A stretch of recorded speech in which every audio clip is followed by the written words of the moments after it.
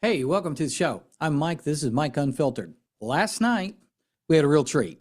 We got to watch Donald Trump speak to a joint session of Congress and the Senate. Now,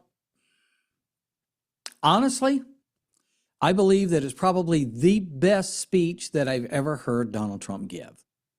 It was delivered perfectly, even though he was up against a tough crowd, and that can be difficult to do. As if you watched it, and I hope you did, most of you saw that the Democrats, there was nothing you could say or do to please them. And he actually said that. He said multiple times, this group, there is nothing I can say, nothing I can do that will make them happy. He even went so far as to say, I could cure some crazy illness and they still wouldn't be happy. Some crazy disease, they wouldn't be happy. And he's telling the absolute truth. They wouldn't be happy because it's not about the content. It's not about what's good for America. It's about what they want. It's about what they want. Now, there were times I would have sat here and I wouldn't have been so abrupt at the left. But they've taken and they have decided that they are going to do what it is that pleases them for their upward mobility, for their advancements in life, and for them to, what I can only assume is maybe, I don't know, line their pockets. Maybe that's what they're doing. Maybe that's why they're so concerned with this. But they're certainly not doing anything that benefits America. How do we know this? Well, if you look at all the things that were talked about, who in their right mind? Now we know we just watched 4 years of an open border and we watched who they let in and how many they let in. So we know that they supported that. Why? I can only assume. I have no proof. I can only assume it's to get them here, to legalize them, and to have them as voters. That's the only thing I can assume. They have decided that they're not going to stand with the American people. They're going to stand with the people they bring in from outside the country, above and beyond you, the taxpayer, and the voters. So that's what they've decided. They talked about the border last night. In a month, Donald Trump did what Joe Biden refused to do over 4 years. He did it in a month. And now look at our border. Some of the lowest numbers we've ever seen. They didn't applaud. I can only assume the reason they didn't applaud is because that's not what they wanted. Start off with, they didn't applaud, and this is tradition. We're Americans, okay? President comes in, you applaud him. First lady enters, you applaud her, okay? His administration comes in, it's what we do, we show respect. If you don't respect the individual, at least respect the office and give that courtesy of applauding and showing some kind of decency and some kind of courtesy toward that office. They couldn't find it in themselves to do that last night. All they could do is sit there and, hold up paddles with little signs on them that didn't make any sense to me. Half the things they had on the paddles just didn't make any sense. Why? Why are you saying that? Because that hasn't happened. They would make little accusations with the paddle. Well, but if you say it enough times, it's true. They're all on the same talking points. They don't care what is said and done as long as they get their way. So they don't care. So on the border, they couldn't find it in themselves to applaud. Spending. Wow. Look at all the fraud we found. Doge has found fraud everywhere. Well, did anybody really think they would applaud the Republicans finding that out? There's no way they're going to applaud that. They're not going to do it because it's being hidden everywhere. As I've said before in other shows, they're hiding this stuff. They're hiding money and they need time right now to try to make sure it's put away and it doesn't come back to them. But I believe it's going to. I think that Donald Trump is going to connect the dots and we're going to find out who's really been doing what. So last night they couldn't find it in their hearts to say, oh, thank goodness we can cut our deficit. They weren't interested in that. Social Security. I talked about that in a previous show. You know, one guy that they had down at 360 years old is drawing Social Security. Most don't, okay? But they had them in the millions, tens of millions that were over 100, 110, 120 years old. Now, you would think, okay, they found a bunch of fraud. Let's applaud that. Let's fix that. Because, you know, we can cut our deficit.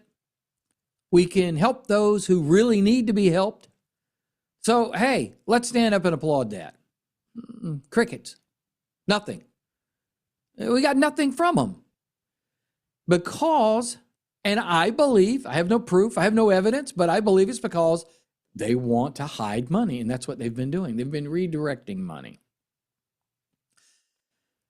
They're probably part of this fraud more than anything else. They know about it. How do you go into Congress? Broke. Nothing. And then a year or two later, you come out, you're filthy rich, you own all this property. How? Nothing legal, nothing moral. There's no way it's possible for that to happen. But they sat there and it was crickets. Unless you talk about Al Green for a moment. Congressman Al Green. I don't know. I look at the way he stood up and the way he behaved, swinging that cane, and it looked very threatening to me. I'm surprised that Speaker Johnson didn't have him arrested, because he should have been arrested, not just escorted out, because that constitutes a threat to the President of the United States. And at the moment he was shaking at the president, that cane, he was shaking it at him. That's not using that cane for your personal needs, walking, assisting you in walking. At that point, you're shaking it as if you have it as a weapon. So if you look at him, the only person who really had anything to say was Congressman Green, but he didn't stay long. And there were others that made some comments. From what I understand, it was very noisy in the background. They made a lot of comments. I think they showed the world where they're at, okay, politically. So we've got a young man who's sitting there. His dream is to attend West Point. He wants to serve his country. He wants to serve you, okay? Now, I don't recall Donald Trump saying, my friend, the Republican, and naming this kid. I don't recall that, because it never came up.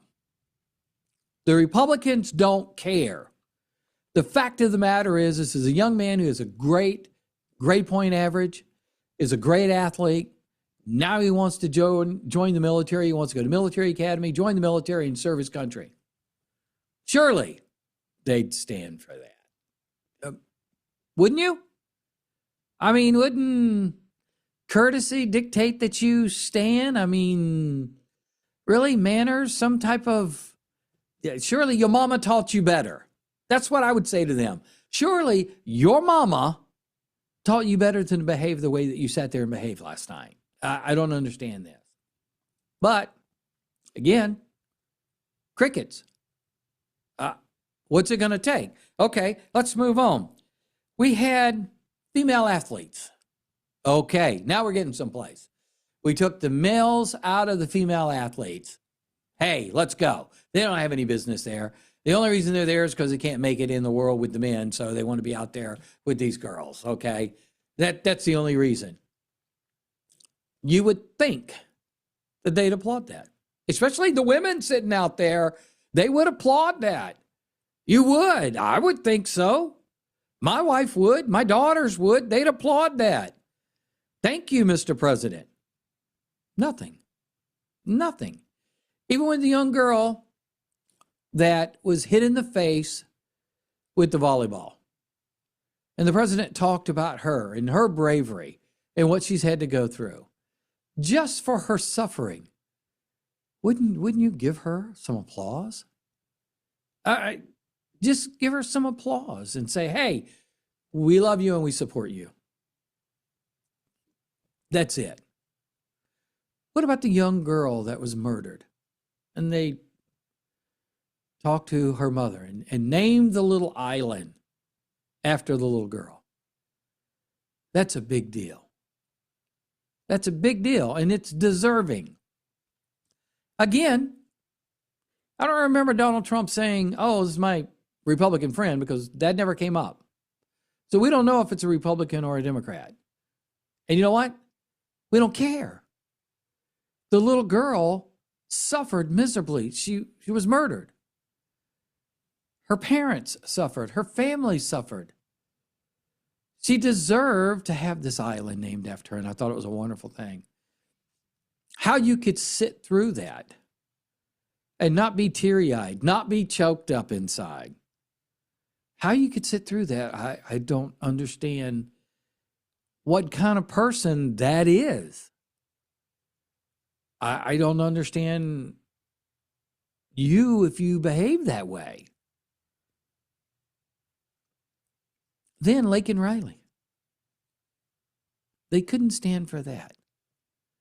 They're angry that you caught the guy and that he's going to be prosecuted. So he's not wrong. Everybody else is wrong because we want the guy prosecuted. We want him off the streets.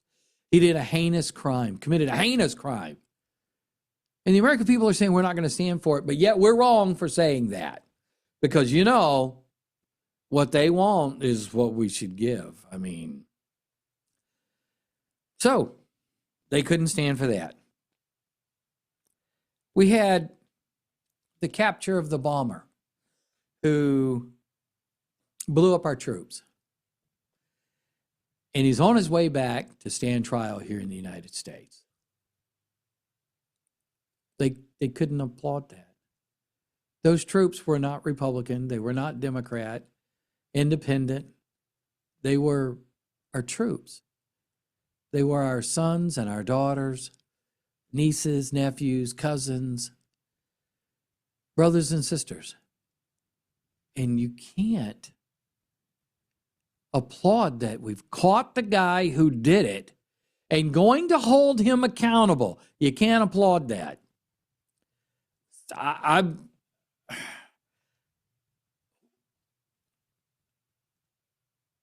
don't even know what to say. To me, though, the most heart-touching moment was a 13-year-old boy who had cancer, wanted to be a police officer. And from what I understood, several police departments had made him honorary officer. But when Donald Trump directed the Secret Service to go up and present him with the credentials, he's an honorary Secret Service agent, the look on that young man's face was absolutely priceless. If you didn't choke up at that moment, there's something wrong with you, really badly wrong with you. If you didn't feel something in your heart for that child at that moment, then there's something wrong. He was just elated. And we did that one little thing. Donald Trump did one little thing that he could do, one little thing to make that kid's day. Wouldn't you do that? And wouldn't you make it better if that one little thing that you could do would be to stand up and just put your hands together and just applaud. Just a little. It doesn't take a lot of energy. I mean, it's pretty simple. You don't have to move your arms. All you have to do is do this. Even if you would just stand for a moment and look at him as to say, we love you, we care about you, and we're so proud for you. We're so happy for you. You could have done that one thing that would have made his life just a little bit better for just a moment, just for a second. But you couldn't do that because your political aspirations are getting in the way. Your political plans to ruin the country, to ruin the world, and to make everybody as miserable as you are took priority over you making that young man feel better about that moment. I can say without a shadow of a doubt, if that's where you were with those people, there is something wrong with you. But see, I don't think 90%, well, we saw a poll, 76% of Americans loved the speech and agreed. And from what I've seen, a lot of Democrats have contacted their Republican friends, some very powerful Democrats, and said, never thought I'd say this, but I'm on board. I'm on the Trump train. I'm on now. I see what's happened. I see what's going on. I watch them. I listen to the speech. 76%. That's a huge swing. But see, it's not just about Democrat or Republican. It's about American. There was a time in this country when all those Democrats would have stood. They would have applauded everything that we've just talked about. Everything. They would have applauded every bit of it. And they wouldn't care where it came from. They would stand up, they would applaud, and they would say, we're so happy for you. But today, in this, I can't call them the Democratic Party because I don't believe they are. They're some group of communists or something. I don't know what they are, but I know they're un-American. I know what they're not. They're not American.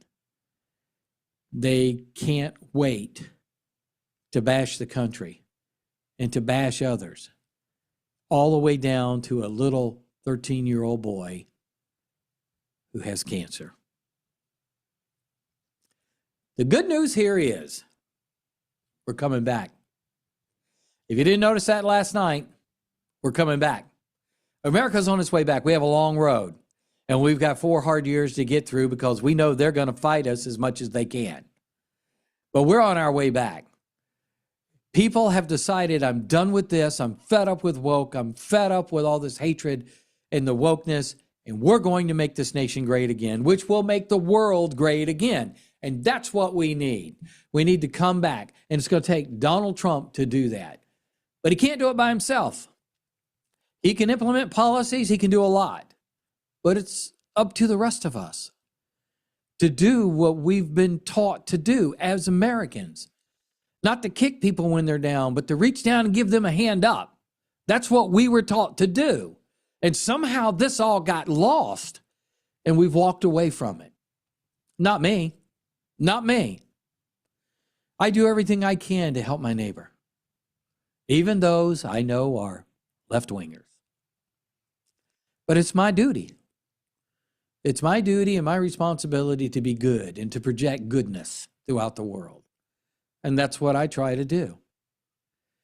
You know, I don't care. You may be an atheist. I'm a Christian.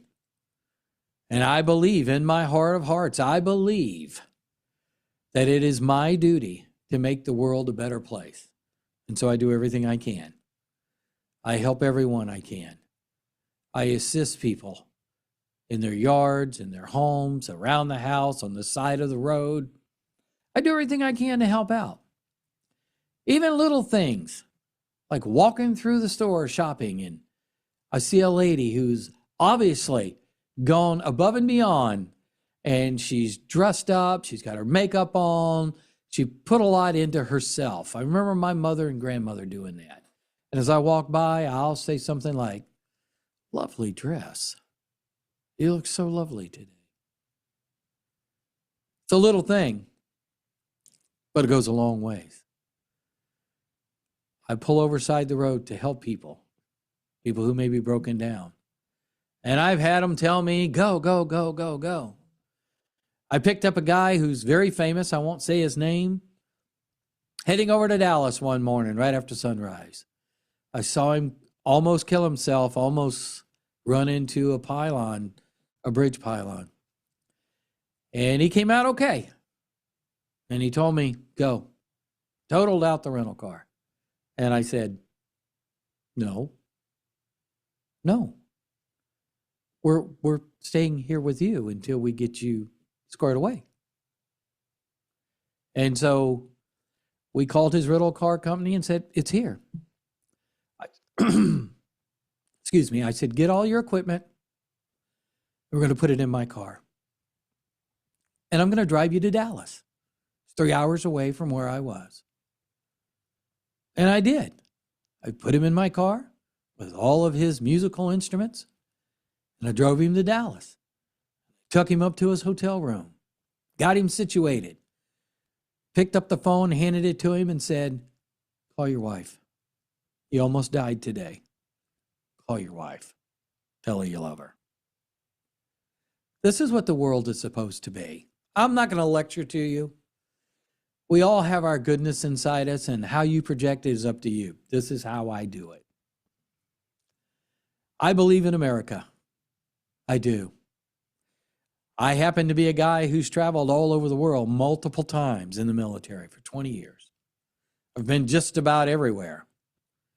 And although there are a lot of places I love, a lot of people around the world that I just love, I adore them, there is no place like the United States of America. There is no person like an American. That's why people come from so far away with the desire, with the dream to be an American. That's why they come. Because we're special. There'll be those that get mad. Oh, he said we're special. Okay. Well, if you think there's a place where they're more special, I invite you to go there. You don't have to be here. But I happen to know we are special. The American dream, the American attitude. I've known more than one immigrant who came here with a suitcase and nothing else.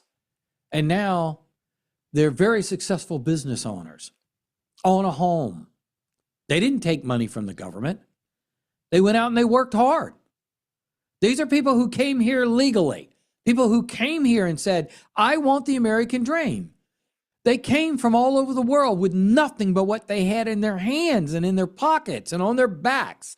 And they came over here and they scratched and they made a life for themselves. And they became Americans. You don't believe me? Ask them. Ask them. Are you French? No, I'm an American. I'm of French descendant. You know, I'm a French descendant, but I'm an American. I'm not French.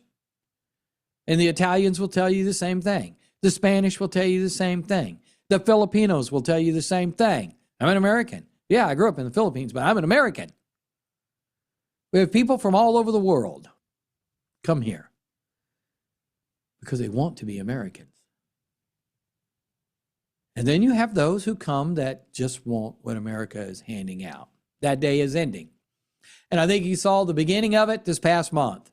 And you heard the end of it, of the handouts, last night. You saw the beginning of the end last night. And you heard Donald Trump tell us that's what he was going to do. I'm proud of Donald Trump. I'm proud of the staff that he put together and the team that he's put together. And I'm proud of all those Americans who have stepped forward and said, you know what? I'm in. Count me in. I'm done with this. We are a nation of wonderful people who are willing to help as much as we can. And we have proven over the years that we will die on foreign soil for others. But we shouldn't be the only ones who have to put this effort forward. I was raised being taught that the Lord helps those who help themselves. And I've always believed that. So, Mexico, you want our help? Help yourself. Canada, you want our help? And don't say you don't, because you've always gotten it. Help yourself. The same thing with Africa, Asia, Europe. You want our help? Help yourself. Help us. Help you. But don't expect us to carry the burden all by ourselves. Don't expect that. You must do for yourself. And you'll find that as you do for you, Americans will gladly stand up. And they will come to your aid. Because that's who we are. We're Americans. Hey, I'm Mike. This is Mike Unfiltered. Have a good day. Well, that's a wrap for this week's show. With Mike Unfiltered, the guy you know.